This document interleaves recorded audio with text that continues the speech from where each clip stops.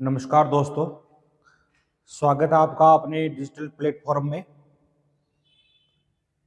आज हम सभ्यता पढ़ेंगे।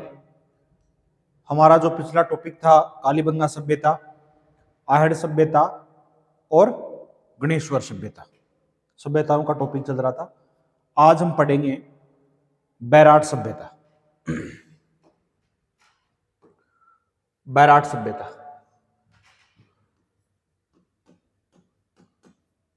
बैराट सभ्यता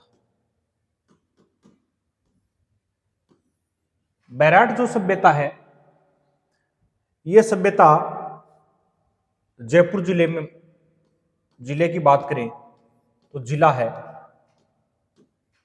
वो जयपुर जिले में। कौन से जिले में? जयपुर जिले में। नदी की बात करें तो ये नदी है वो बाणगंगा नदी के किनारे विकसित हुई थी। कौन सी सभ्यता, कौन सी नदी? बाणगंगा नदी के किनारे। खोज इस सभ्यता की खोज है वो 1936-37 में इसकी जो खोज है वो दयाराम साहनी ने की थी। दयाराम साहनी। इस सभ्यता की जो खोज है 1936-37 में दयाराम साहनी ने की थी। बैराट जो सभ्यता है, बैराट है वो महाजनपद काल में है, वो विराटनगर के नाम से जानी जाती थी और ये मत्स्य जनपद की है वो राजधानी थी। यहां पर पांडवों के समय के भी अवशेष मिले हैं। यहां का राजा विराट था और पांडव थे वो राजा विराट की गायें चराते थे। तो बैराट सभ्यता में पांडवों के समय के, मौर्य काल के समय के और गुप्त काल के समय के भी अवशेष मिले हैं। कहां पे? बैराट सभ्यता। बैराट सभ्यता में खुदाई का जो कार्य है वो भीम जी की डूंगरी, गणेश डूंगरी, इन पहाड़ियों पर है वो खुदाई का कार्य किया गया है। तो आइए चलते हैं, इनके बारे में एक एक करके अध्ययन करते हैं। बैराट सभ्यता, जिला है जयपुर। नदी की बात करें तो नदी है बाणगंगा नदी और इसकी खोज है 1936-37 में है वो दयाराम साहनी ने इस सभ्यता की है वो खोज की थी। आगे चलते हैं।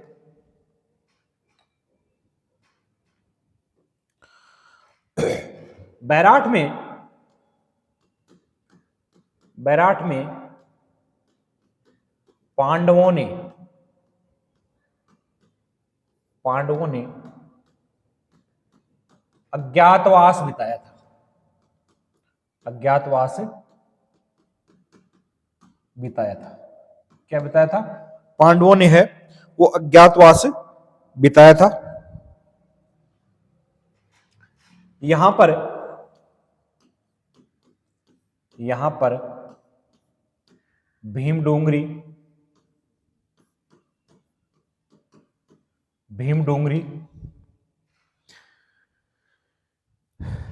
बिज्जक की पहाड़ी,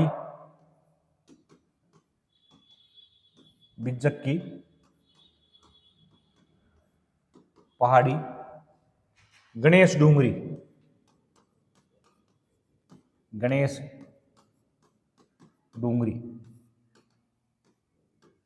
ठीक है।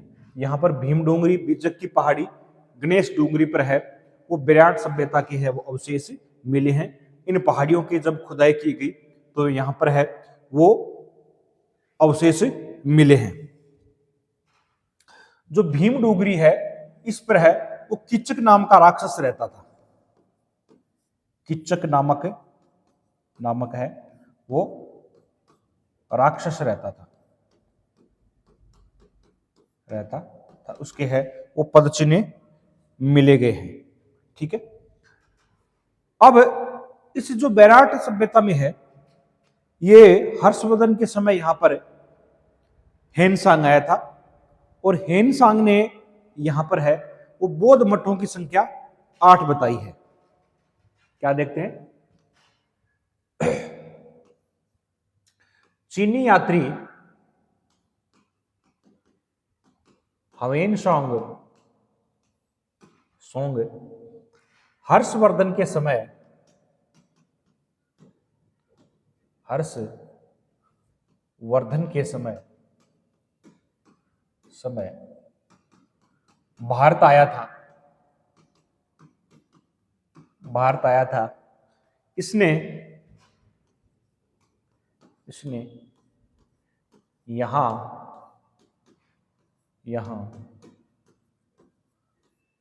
बौद्ध मठों की संख्या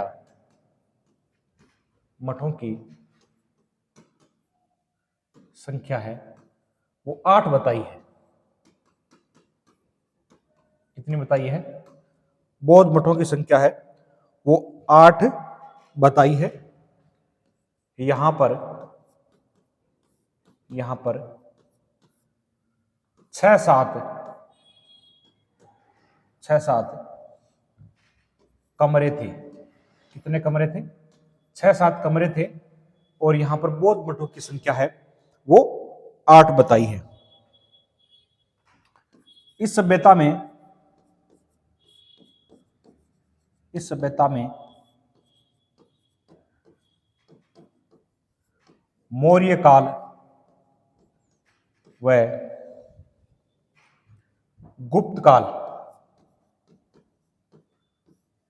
गुप्त काल के अवशेष मिले हैं।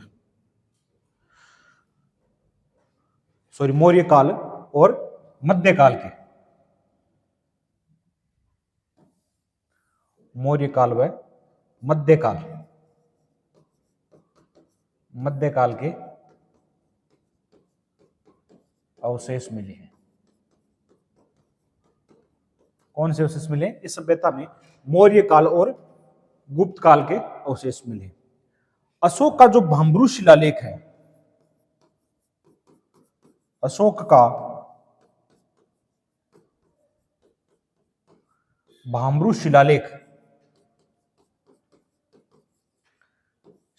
मिला है। कौन सा शिलालेख मिला है? अशोक का भाम्रू शिलालेख मिला है, जो लघु शिलालेखों में सबसे छोटा है। और यही एक शिलालेख है जो अशोक के बौद्ध होने का प्रमाण है वो बताता है। इस शिलालेख को 1837 में खोजा गया था। ठीक है, 1837 में खोजा गया था। आगे देखते हैं। मध्यकाल में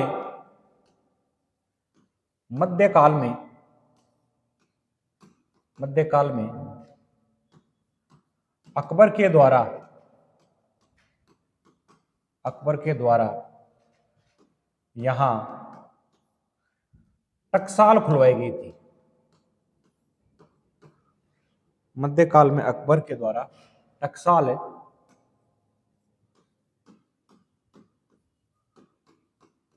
खुलवाई गई थी।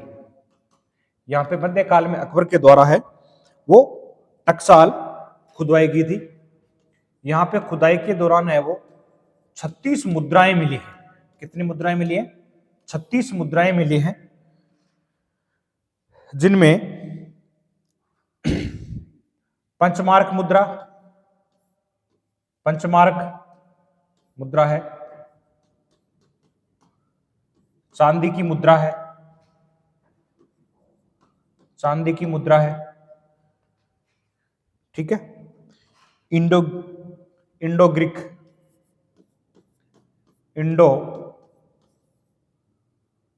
ग्रीक यूनानी राजा मिनेंडर की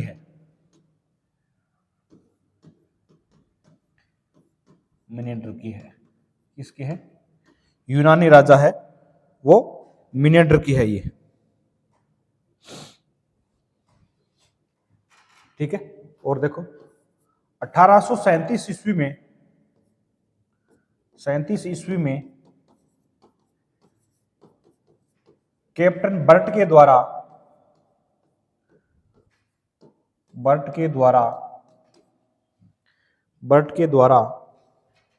बिज्जक की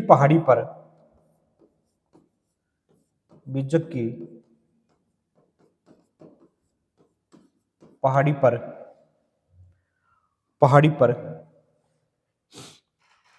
पहाड़ी पर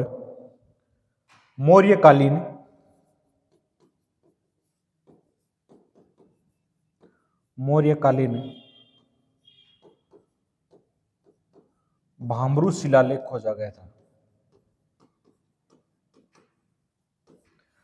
मौर्यकालीन भामरू शिलालेख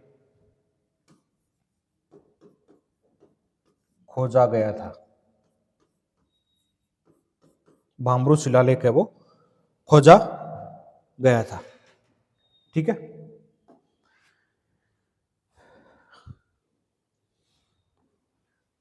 यहां पर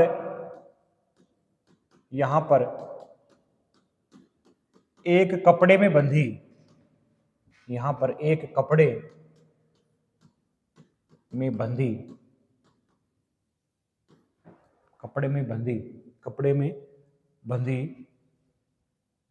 में बंधी वस्तुएं मिली है। वस्तुएं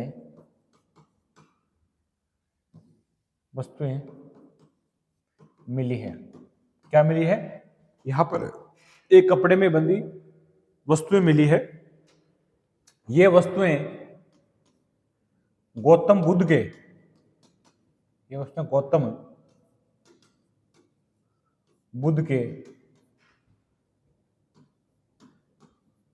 केश व नाखून है।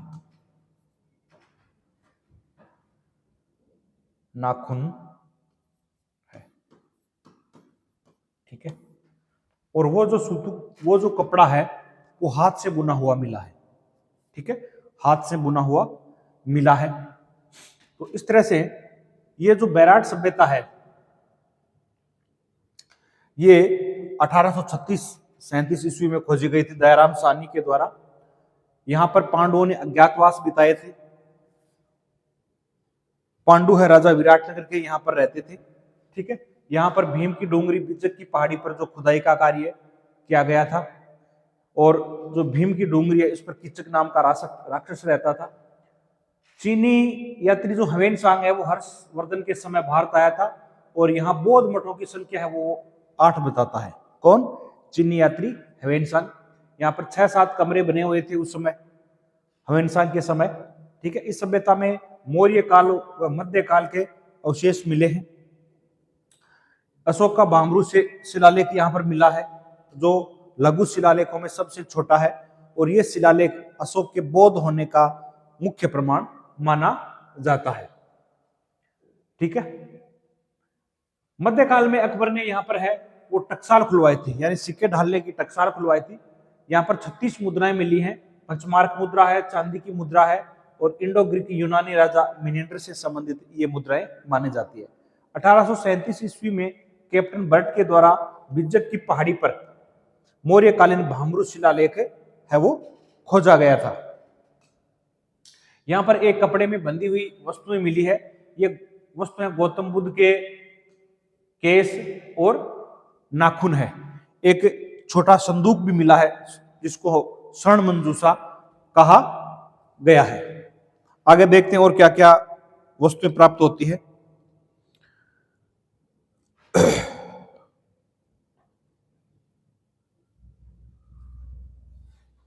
ठीक है। यहां पर 16वीं शताब्दी तक है वो यहां पर है।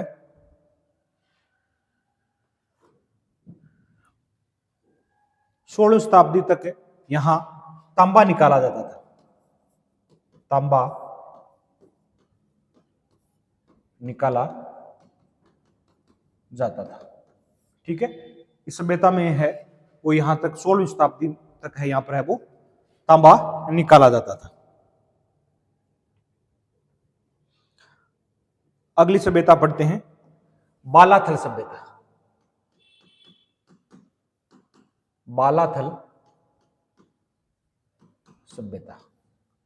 बालाथल जो सभ्यता है ये जिले की बात करें तो जिला है वो उदयपुर था।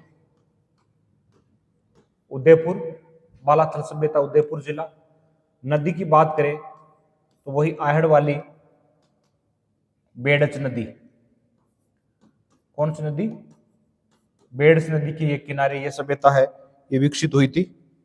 ठीक है, इस सभ्यता की जो खोज है, खोज प्रोफेसर वीएन मिश्रा ने की थी। खोज है वो प्रोफेसर वीएन मिश्रा,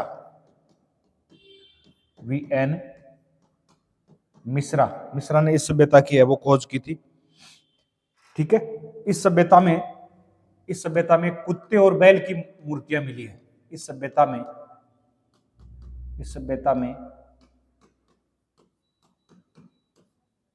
कुत्ते व बैल की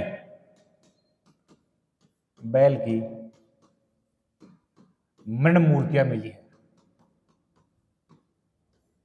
कुत्ते व बैल की मृण मूर्तियां मिली है। कुत्ते और बैल की है वो मृण मूर्तियां है वो मिली है। सांड की आकृति की वस्तु मिली है। सांड की आकृति की है, सांड की आकृति की है वो मूर्ति मिली है। यहां पे इस सभ्यता में मूर्ति मिली है, सांड की आकृति की है वो मूर्ति मिली है।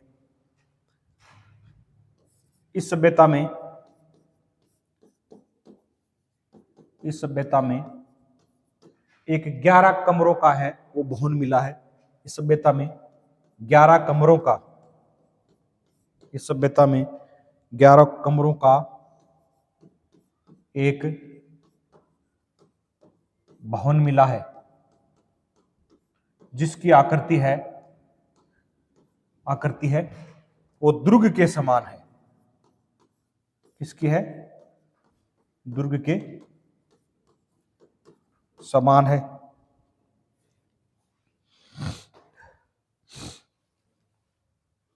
बालाथल सभ्यता है वो मिश्रित सभ्यता मानी जाती है। इसमें पशुपालन के और व्यापार के भी अवशेष मिले हैं।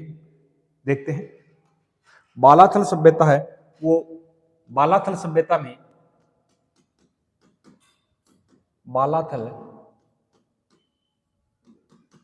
में मिश्रित अर्थव्यवस्था थी। मिश्रित अर्थव्यवस्था यानी इस सभ्यता में है वो मिश्रित अर्थव्यवस्था थी। इस सभ्यता के लोग हैं वो खेती बाड़ी भी करते थे और व्यापार भी करते थे। ये सभ्यता भी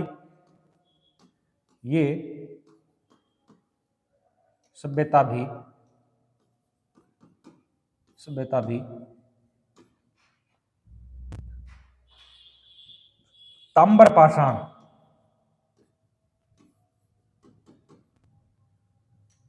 यह सभ्यता भी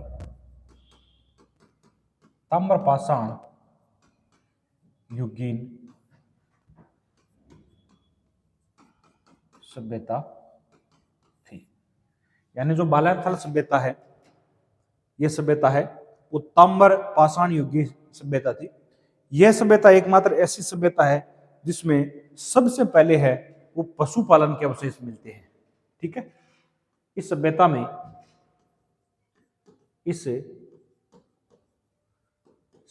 में